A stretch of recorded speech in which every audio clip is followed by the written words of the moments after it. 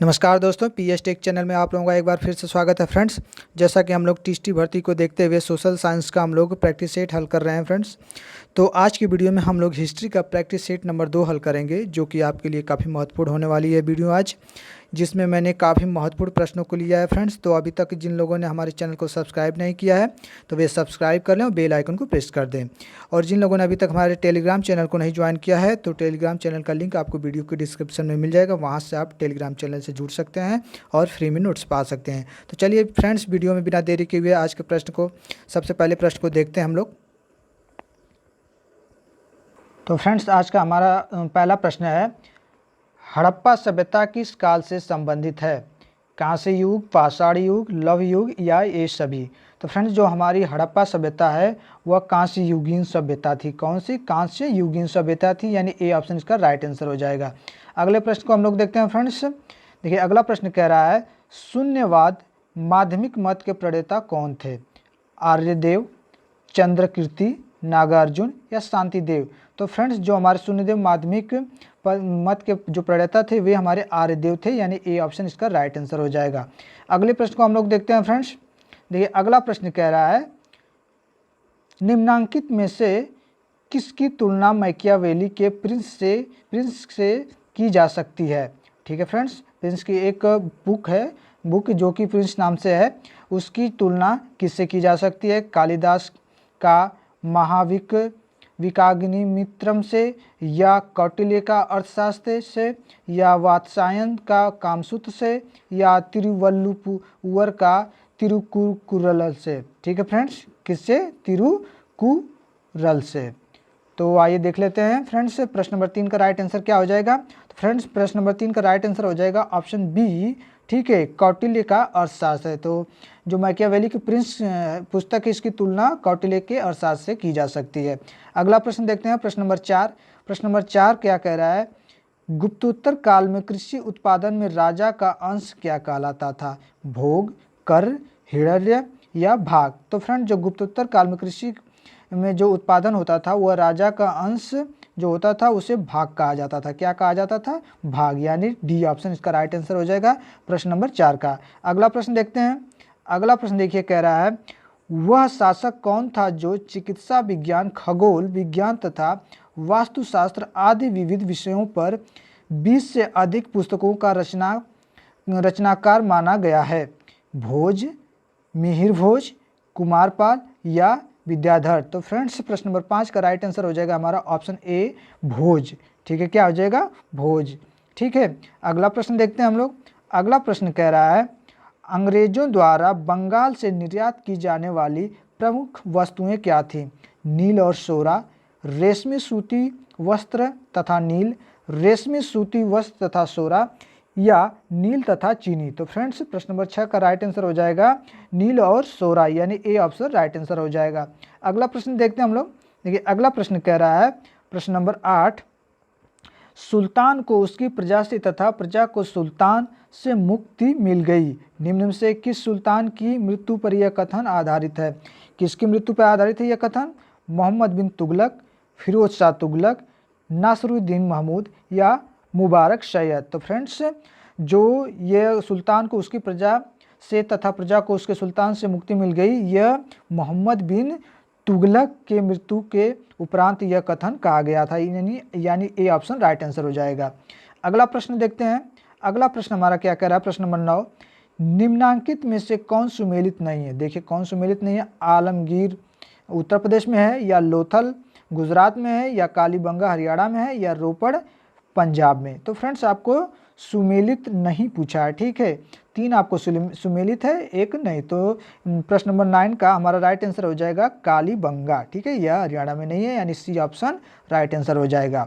अगले प्रश्न चलते हैं हम लोग। देखिए, अगला प्रश्न क्या कह रहा है, शिवाजी के समय सबसे छोटी प्रशासनिक इकाई कौन सी थी? सूबा, तरफ, मौजा या परगना? प्रश्न नंबर 10। तो फ्रेंड्स, शिवाजी के समय जो सबसे छोटी प्रशासनिक इकाई थी वह हमारी मौजा थी, ठीक है, कौन सी? मौजा, यानी सी ऑप्शन राइट आंसर हो जाएगा। अगला प्रश्न देखिए। अगला प्रश्न कह रहा है, विदेश में सर्वप्रथम भारतीय राष्ट्रीय ध्वज निम्न में से किसने फहराया? बहुत अच्छा प्रश्न। मैडम भिखाजी कामा, दादा भाई नौरोजी या राजा महेंद्र प्रताप या तारकनाथ दास। तो फ्रेंड्स जो विदेश में सर्वप्रथम भारतीय ध्वज को फहराया गया था वह मैडम भिकाजी कामा के द्वारा फहराया गया था। ठीक है, यानी ए ऑप्शन राइट आंसर हो जाएगा। अगला प्रश्न देखिए, अगला प्रश्न कह रहा है ईस्ट इंडिया कंपनी का एकाधिकार किस वर्ष में पूरी तरह समाप्त कर दिया गया? 1858, 1813 या 1833 या 1823। तो प्रश्न नंबर 12 का राइट आंसर हो जाएगा हमारा 1833। ठीक है, यानी सी ऑप्शन राइट आंसर हो जाएगा। अगले प्रश्न पे चलते हैं हम लोग। अगला प्रश्न देखिए, कह रहा है संध्या सभ्यता के महान स्नानागार कहाँ से प्राप्त हुए हैं? कहाँ से प्राप्त हुए हैं? मोहनजोदड़ो से, हड़प्पा से, लोथल से या कालीबंगा से। तो फ्रेंड्स प्रश्न नंबर 13 का हमारा राइट आंसर हो जाएगा मोहनजोदड़ो से। ठीक है, क्या संध्या सभ्यता के जो महान स्नानागार थे वह मोहनजोदड़ो से मिले थे। ठीक है, अगले प्रश्न पे चलते हैं हम लोग। देखिए अगला प्रश्न कह रहा है प्रश्न नंबर 14, अंग्रेजों ने रैयतवाड़ी बंदोबस्त कहाँ लागू किया था? कहाँ लागू किया था? बंगाल प्रेसिडेंसी में, मद्रास प्रेसिडेंसी में, बम्बई प्रेसिडेंसी में या मद्रास प्रेसिडेंसी और बम्बई प्रेसिडेंसी में। तो प्रश्न नंबर 14 का राइट आंसर हो जाएगा हमारा ऑप्शन डी, मद्रास प्रेसिडेंसी और बम्बई प्रेसिडेंसी में, यानी ऑप्शन डी राइट आंसर हो जाएगा। अगले प्रश्न पे चलते हैं। अगला प्रश्न कह रहा है हक ए सर्व क्या है? बहुत अच्छा सा प्रश्न है। हक ए सर्व क्या है? वंशानुगत राजस्व, अधिकारियों का कमीशन या सिंचाई पर कर या गरीबों के कल्याणार्थ राज्य की मांग या उपरोक्त सभी। तो फ्रेंड्स जो हक ये सर्व था वह हमारा गरीबों के कल्याणार्थ राज्य की मांग। ठीक है, यानी सी ऑप्शन राइट आंसर हो जाएगा प्रश्न नंबर 15 का। अगले प्रश्न पे हम लोग चलते हैं। देखिए अगला प्रश्न कह रहा है ताजमहल का शिल्पकार निम्न में से कौन था? उस्ताद अहमद लाहौरी, ईशा खां, मिर्जा गियास बेग या कासिम खां। तो फ्रेंड्स जो ताजमहल का शिल्पकार था वह हमारा ईशा खां था। कौन? ईशा खां, यानी बी ऑप्शन राइट आंसर हो जाएगा। अगले प्रश्न पर चलते हैं। अगला प्रश्न देखिए कह रहा है नेहरू समिति की रिपोर्ट में निम्नलिखित में से क्या शामिल नहीं था? भारत को अधिराज्य का दर्जा दिया जाना चाहिए, मौलिक अधिकारों की घोषणा की गई, मुसलमानों के लिए पृथक निर्वाचक मंडल को अस्वीकार कर दिया गया या इसने भारत के लिए संघीय ढांचे का प्रस्ताव किया। तो प्रश्न नंबर 17 का राइट आंसर हमारा हो जाएगा फ्रेंड्स ऑप्शन डी, इसने भारत के लिए संघीय ढांचे का प्रस्ताव किया था। ठीक है, प्रश्न नंबर 17 का। आइए अगले प्रश्न पर चलते हैं हम लोग। अगला प्रश्न देखिए कह रहा है प्रश्न नंबर 18, चाणक्य का अन्य नाम था? चाणक्य का एक और क्या नाम था? भट्ट स्वामी, विष्णुगुप्त, राजशेखर या विशाखदत्त। तो फ्रेंड्स चाणक्य का जो हमारा अन्य नाम था वह विष्णुगुप्त था, यानी बी ऑप्शन राइट आंसर हो जाएगा। अगले प्रश्न पर चलते हैं। अगला प्रश्न देखिए कह रहा है संयुक्त राज्य अमेरिका में गदर पार्टी के संस्थापक कौन थे? बहुत अच्छा प्रश्न। लाला हरदयाल या भाई परमानंद या सोहन सिंह भाकाना या रामचंद्र भारद्वाज। तो फ्रेंड्स जो संयुक्त राज्य अमेरिका में गदर पार्टी की स्थापना हुई थी उसके संस्थापक हमारे लाला हरदयाल जी थे, यानी ए ऑप्शन राइट आंसर हो जाएगा। अगले प्रश्न चलते हैं। अगला प्रश्न देखिए कह रहा है निम्न में से महमूद गजनवी का दरबारी इतिहासकार कौन था? बहुत अच्छा प्रश्न। हसन निजामी, उत्बी, फिरदौसी या चंद्रबरदाई। तो फ्रेंड्स जो महमूद गजनवी का इतिहासकार था, दरबारी इतिहासकार, वह उत्बी था। कौन? उत्बी था, यानी बी ऑप्शन राइट आंसर हो जाएगा। अगला प्रश्न देखते हैं हम लोग। प्रश्न नंबर 21 देखिए क्या कह रहा है सन 1939 ईस्वी के त्रिपुरी अधिवेशन में सुभाष चंद्र बोस निम्न में से किसे पराजित कर कांग्रेस के अध्यक्ष पद पर पुनः निर्वाचित हुए? देखिए बहुत अच्छा प्रश्न। इसी तरह से प्रश्न आपको लंबे प्रश्न आपको परीक्षा में देखने को मिलेंगे। ऑप्शन देखिए क्या क्या है? डॉक्टर पट्टाभी, सीतारमैया, मौलाना अबुल कलाम आज़ाद, डॉक्टर राजेंद्र प्रसाद या जवाहरलाल नेहरू।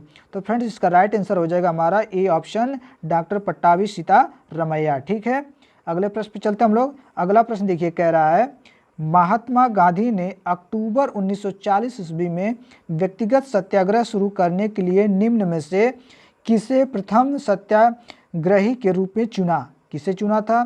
सी राजा गोपालचारी या वल्लभ भाई पटेल या विनोबा भावे या जेपी कृपलानी। तो प्रश्न नंबर 22 का राइट आंसर हमारा क्या हो जाएगा friends? Option C right answer इसका हो जाएगा विनोबा भावे, यानी ऑप्शन सी इसका राइट आंसर हो जाएगा। अगले प्रश्न पर चलते हैं। देखिए अगला प्रश्न क्या कह रहा है कांग्रेस की प्रथम महिला अध्यक्ष निम्न में से कौन थी? कौन थी?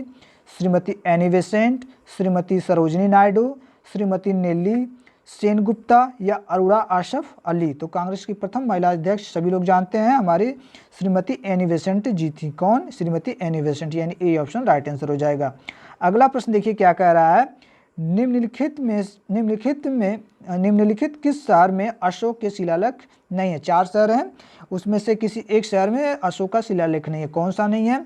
गिरनार, कंधार, पाटलिपुत्र या तोपरा। तो फ्रेंड जो अशोक का शिलालेख हमारा पाटलिपुत्र में नहीं है। ठीक है, यानी सी ऑप्शन राइट आंसर हो जाएगा। अगला प्रश्न देखिए, प्रश्न नंबर 25 कह रहा है, रॉलेट एक्ट के विरुद्ध निम्न में से किसने सत्याग्रह सभा गठित की?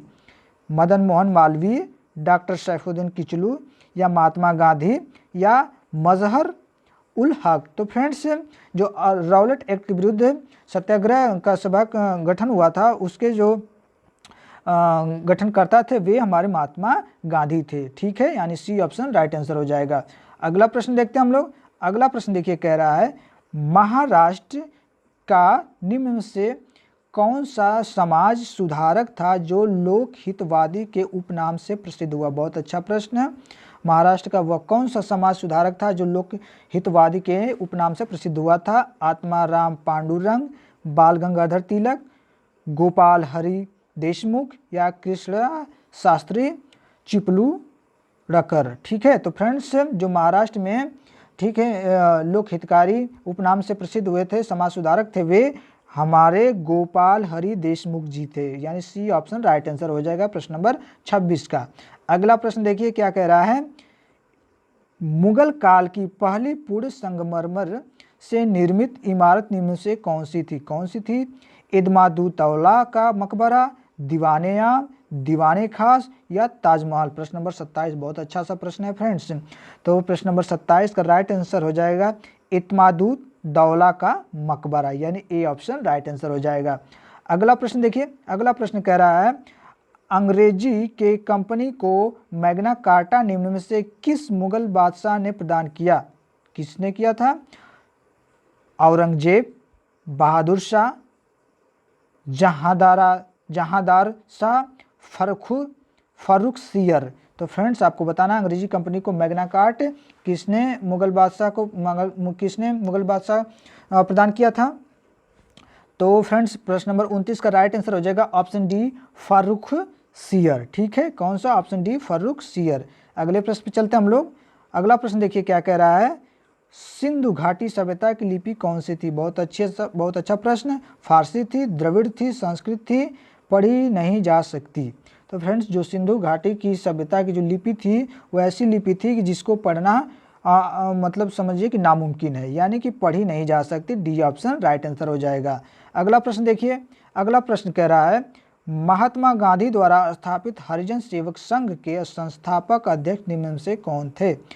जो महात्मा गांधी ने एक हरिजन पत्रिका नामक पत्रिका उन्होंने संपादित की थी, ठीक है, उसके जो सेवक संघ के संस्थापक थे वे कौन थे? महादेव देसाई, घनश्याम दास बिड़ला, अमृतलाल ठक्कर या बी.आर.